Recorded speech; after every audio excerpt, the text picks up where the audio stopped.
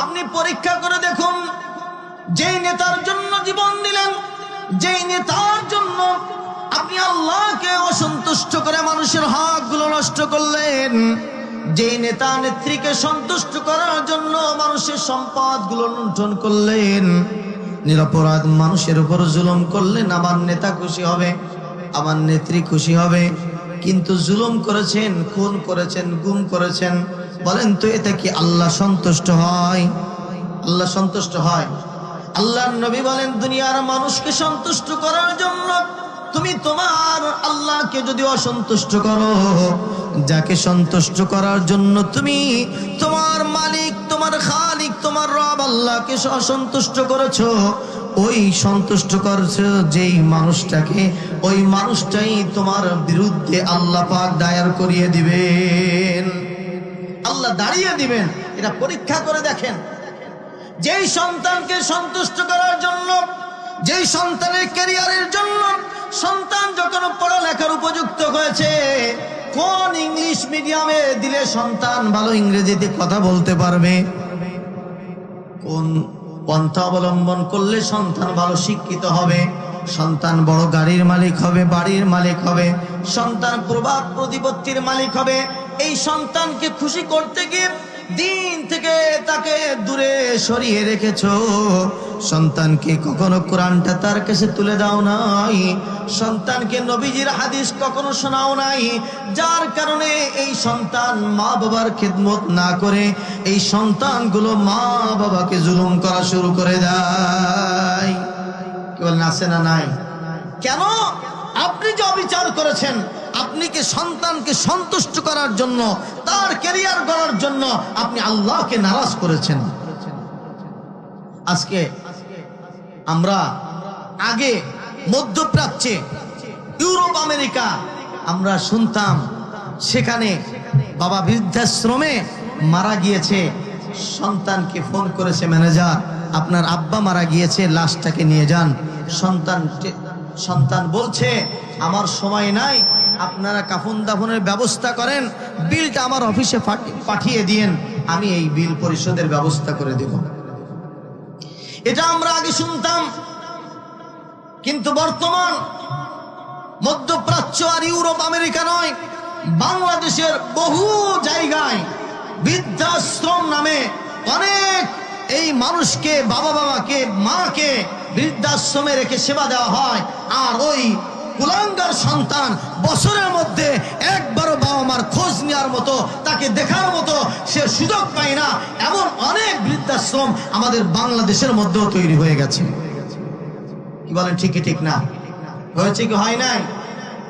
আমার বন্ধুগণ, গতকালকেও দেখছিলাম এক বাবা কান্না করছে, চোখের পানি ছেড়ে ছেড়ে কান্না করে, আর বলে, আমার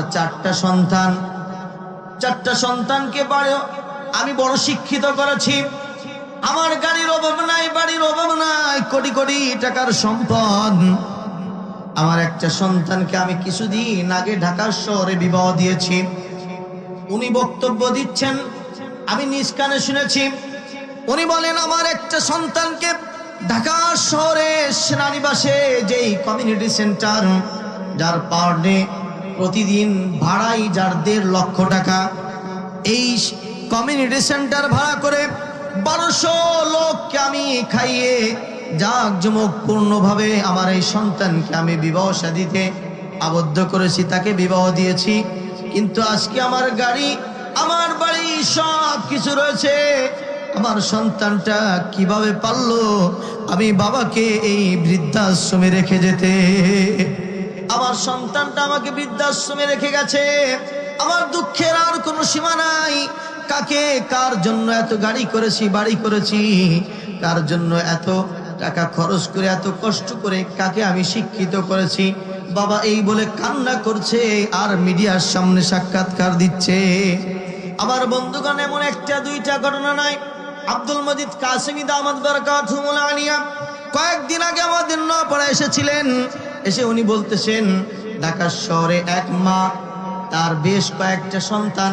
ওই মা যখন তার স্বামী মারা যায়, সন্তানরা বলে, মা এই বাড়ি আমাদের নামে তুমি লিখে দাও।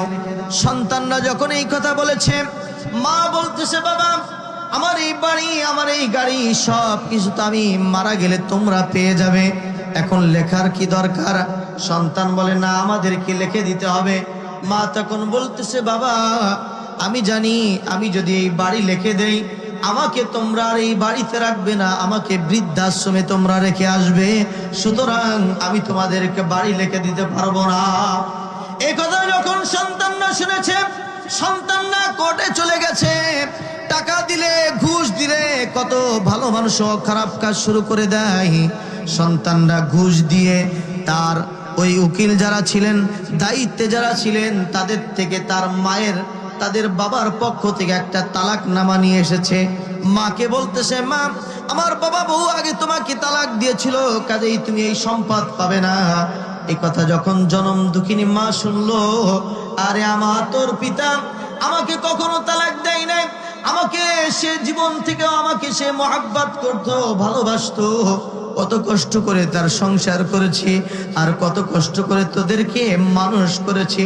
আরে 9টা মাস 10টা মাস আমি জনম দুঃখিনী মা তোদেরকে গর্ভধারণ করেছি, জীবন আর মরণের মধ্যে সন্ধিক্ষণে দাঁড়িয়ে তোদেরকে দুনিয়ায় ভূমিষ্ঠ করেছি, গায়ের রক্তগুলো পানি করে 2 বছর 2.5 বছর বুকে দুধ পান করিয়ে তোদেরকে তিল তিল করে আমি মানুষ করেছি, কত কষ্ট করে তোদেরকে এত বড় শিক্ষিত করেছি, এত বড় একটা বেঈমানি তোর আমার সঙ্গে করতে পারলি।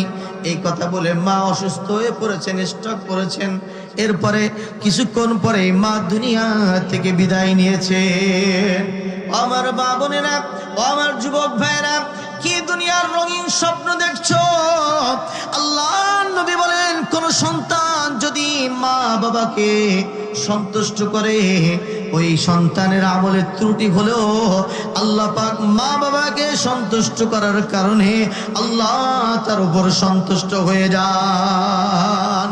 আর কোন সন্তান যদি তাম পৃথিবীর যত ভালো কাজ সব কিছু করে, আর জনম দুঃখিনী মা বাবার কলিজায় যদি আঘাত দেয়, আল্লাহর নবী বলেন ওই ইবাদত বন্দেগী করে সন্তান কোনোদিন আল্লাহর জান্নাতে যেতে পারবে না,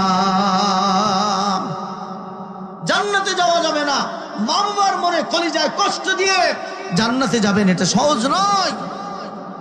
আমার বন্ধুগণ, কথা বলছি এজন্য যে সন্তানের জন্য এত কিছু করছি,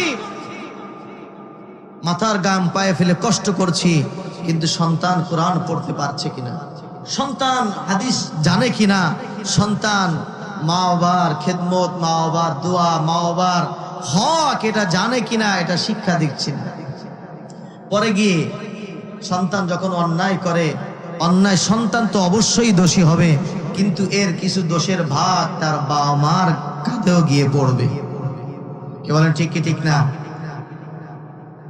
তাকে যদি আপনি প্রথমে শিখাতেন, আল্লাহ নবীর ওই সোনালী হাদিস, নবীজি যখন বলেছেন ইদা মাতাল ইনসান ইনকাতা আমালুহু ইল্লা মিন সালাস, ইল্লা মিন সাদাকাতিন জারিয়া أو علم ينتفع به أو ولد صالح يدعو له أو كما قال عليه الصلاة والسلام।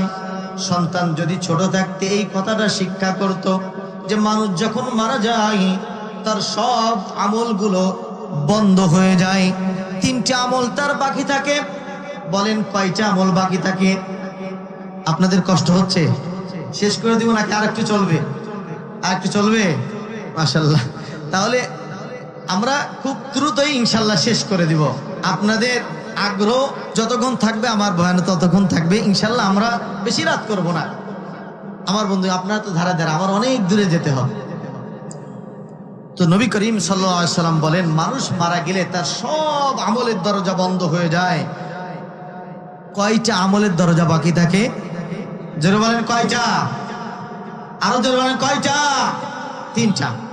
আল্লাহর নবী বলেন ইল্লা মিন সাদাকাতিন জারিয়া, সদকায়ে জারিয়া যদি করে যায়, মসজিদ বানিয়ে গেছে, মাদ্রাসা নির্মাণ করে গেছে, রাস্তা করে গেছে, জনকল্যাণের জন্য হাসপাতাল করে গেছে, মানুষের পানি পান করার জন্য একটা টিউবওয়েল রাস্তার পাশে পুঁতে দিয়েছে।